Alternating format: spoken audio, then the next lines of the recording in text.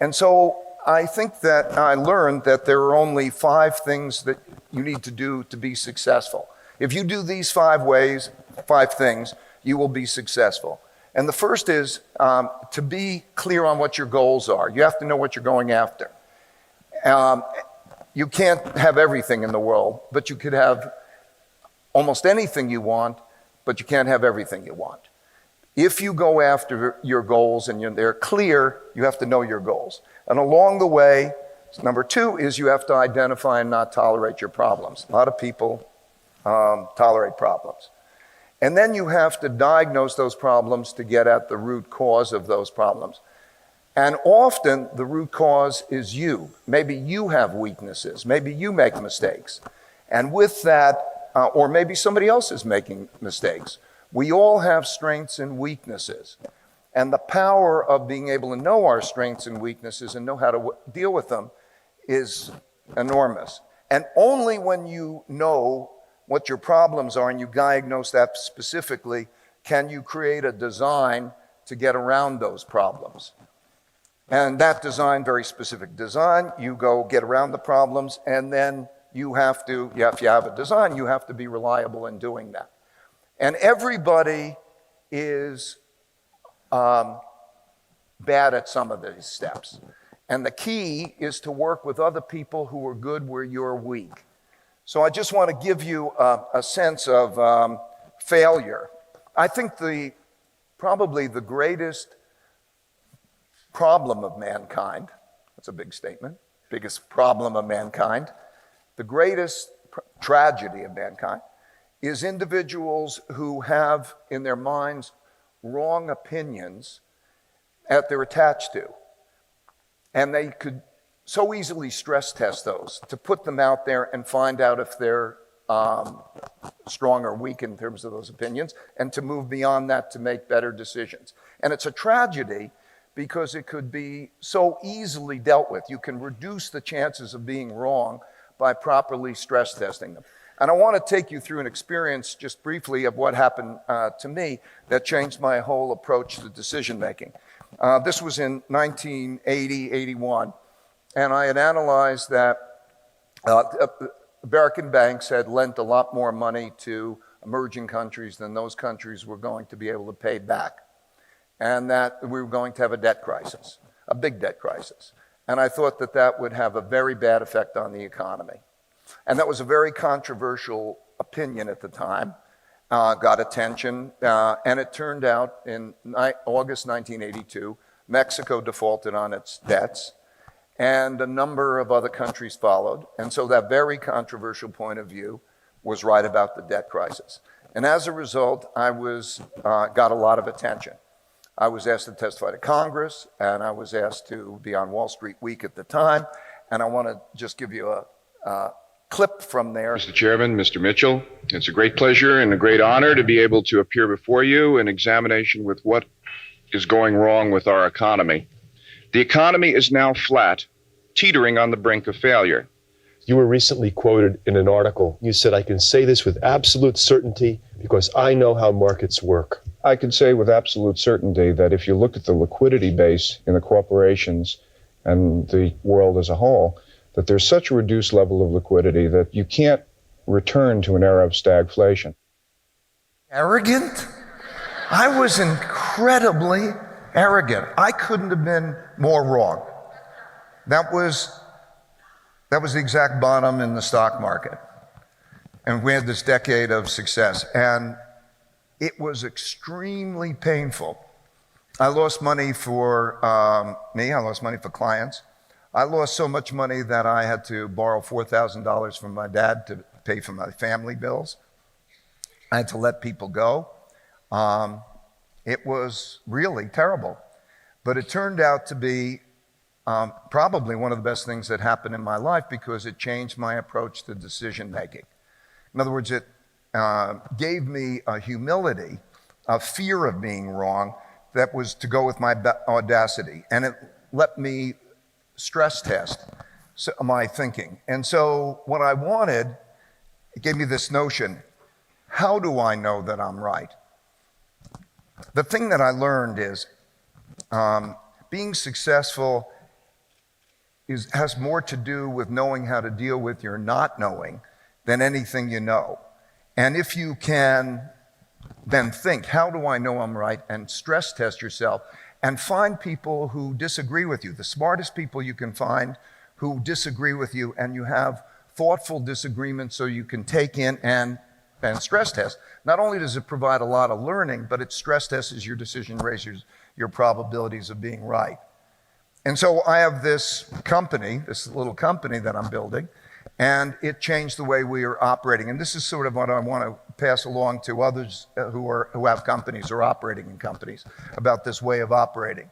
So what I needed was independent thinkers who also had audacious goals, who would go after those together and would challenge my thinking, and we would challenge each other's thinking and try to get to the best answer. And I realized it didn't have to come from me. And so I needed an idea meritocracy, and I'm going to try to explain how that works. And through that idea meritocracy, we have then these principles. By writing down our principles and those shared principles of how we were going to deal with things together, we would have better communications, we would deal with them better. And that produced successes and failures and learnings. And the learnings produced happier employees, this idea meritocratic way of operating. And it produced more independent thinkers and more audacious goals, and it produced the success. And so it was from that learning, from that very painful experience that I went through, that it changed my approach to decision making to create an idea meritocracy. So what do I mean by an idea meritocracy? I want to be very tangible for you. In order to have an idea meritocracy, meaning, in other words, the best ideas winning out, wherever those ideas come from, you have to do three things.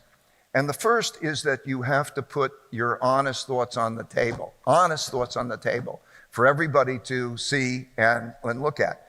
And one of the problems of most groups of people, most organizations, most individuals, is that they don't want to be honest, and they don't like disagreement.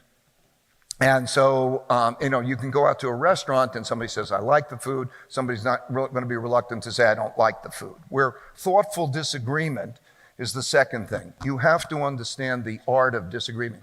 Because if there's disagreement, that means somebody's going to be wrong. And how do you know the wrong person isn't you? So you have to understand the art of thoughtful disagreement. And then once you have that disagreement, to raise your probabilities of making better decisions, and that certainly happens if you do it well, then you have to have ways that are going to, idea meritocratic ways of getting past your disagreement. In other words, you have to have protocols, and we do something which we call believability weighting decision making based on different people's credibilities. So that's what I mean by an idea meritocracy. And do you want an idea meritocracy? Do you want to operate that way? Do you want to have thoughtful disagreement, not emotional problems, curiosity to make yourself more likely to be right? And do you want to abide by protocols that'll help you get past that disagreement? So the other thing is, you have to know what people are really like in order to have a meritocracy. And everybody has strengths and weaknesses. So the real question is, do you want to know your weaknesses? Do you want to know each other's weaknesses? Because if you know each other's weaknesses, and you're all going to be better off if you're dealing with that in a forthright way, knowing your strengths and weaknesses, because that's what makes up a great team. So when you know what someone is like, you know what you can expect for them. That's a power. So an idea meritocracy is that kind of organization. I want to give you just a quick clip of how that works, how we try to bring up information. There are many different tools, but what I found is that in order to be effective, I needed to have tools, apps, and things that were operating by that would facilitate that. So I'm going to take you into a meeting and give you a flavor for one of the tools and one of our methodologies for operating that way. A week after the U.S. election, our research team held a meeting to discuss what a Trump presidency would mean for the U.S. economy. Naturally, people had different opinions on the matter and how we were approaching the discussion. The dot collector collects these views. It has a list of a few dozen attributes, and so whenever someone thinks something about another person's thinking, it's easy for them to convey that assessment. They simply note the attribute and provide a rating from 1 to 10. For example, As the meeting began, a researcher named Jen rated me a 3, in other words, badly, for not showing a good balance of assertiveness and open-mindedness. As the meeting transpired, Jen's assessment of people added up like this. Others in the room had very different opinions. That's normal. Different people are always going to have different opinions. And who knows who's right? Let's just look at what people thought about how I was doing. Some people thought I did well, others poorly. With each of these views, we can explore the thinking behind the numbers.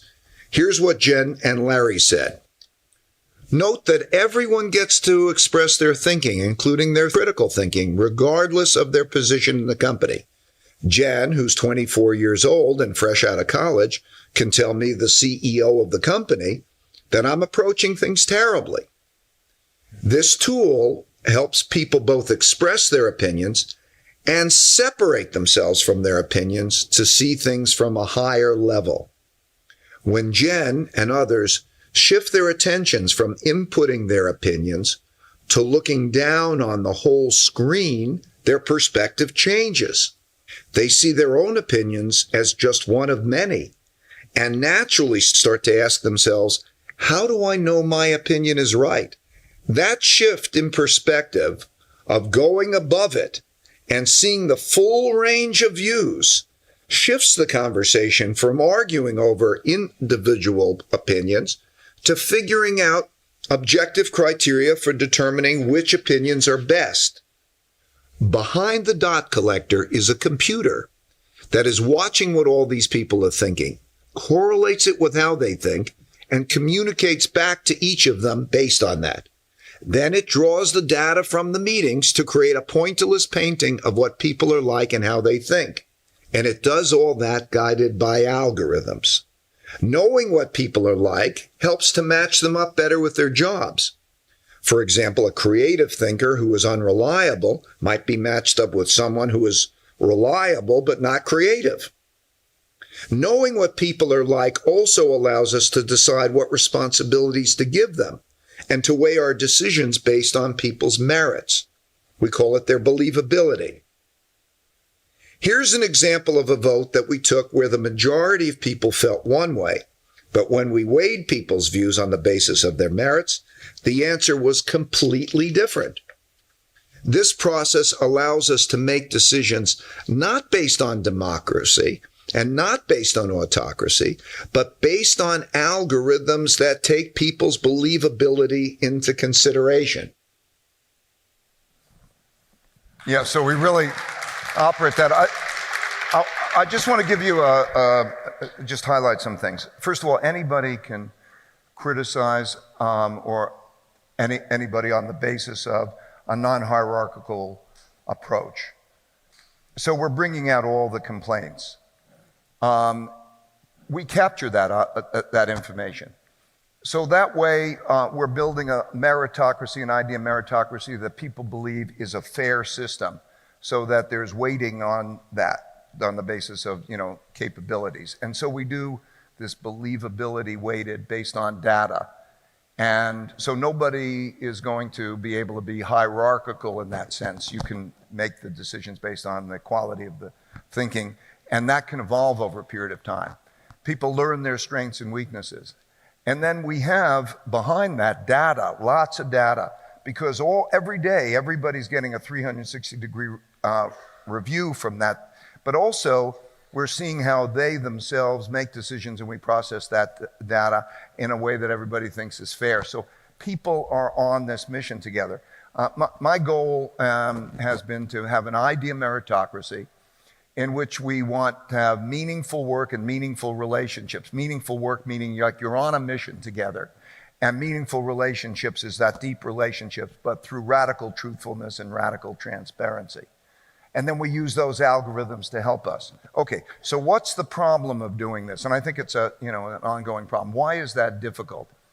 I think that it's what I call the 2 U's. I've asked neuroscientists and psychologists, and everybody agrees that it's basically that there is a logical, conscious you, and then there's a subconscious, emotional you.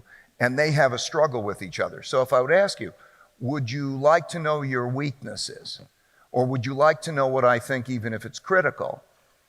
The logical answer to that would be, yes, I would like to know those things because then I can deal with them better. But emotionally, that becomes a challenge. And so as people start to wrestle with each other as they come in to the organization, they come in there wanting to know those kinds of things and have that radical truthfulness. And that radical truthfulness brings about stronger relationships because everybody knows you can't, that truthfulness, you'll get it. And by this transparency, this radical transparency, so almost everybody could see everything. We tape everything for everybody to look at, almost everything, so that there's no spin, there's that reality. And that has been the basis of being able to have that idea meritocracy, and that's been the challenge. And it's not for everybody. I would say probably a third of the people just can't get through it. A lot of people struggle.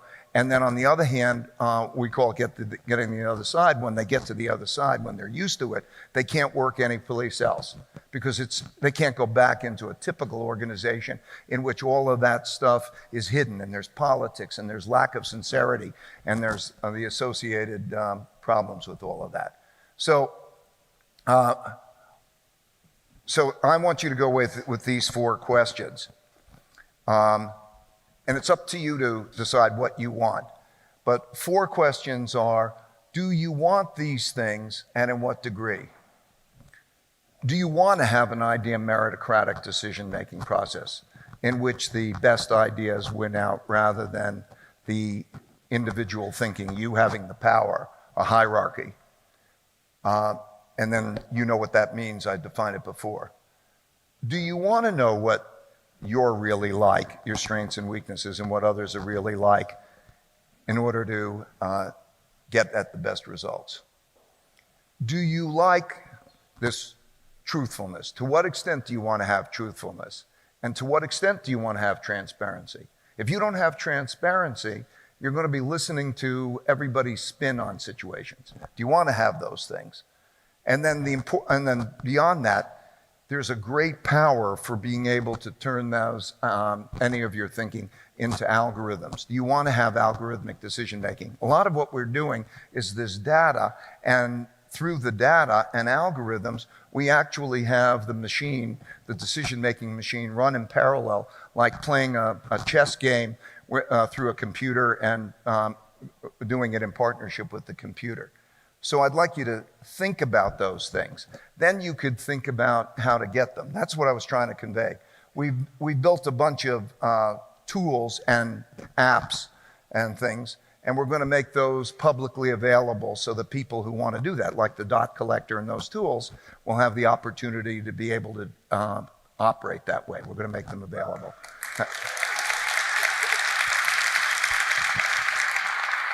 So that's it in maybe a little bit too long a way, winded way, but thank you.